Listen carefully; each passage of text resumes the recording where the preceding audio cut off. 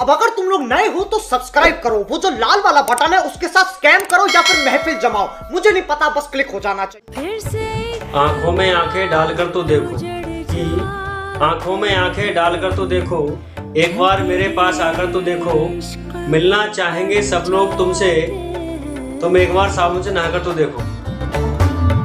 चल तेरे इश्क में पड़। अजब सी हालत है तेरे जाने के बाद, कि अजब सी हालत है तेरे जाने के बाद, मुझे भूख नहीं लगती खाना खाने के बाद।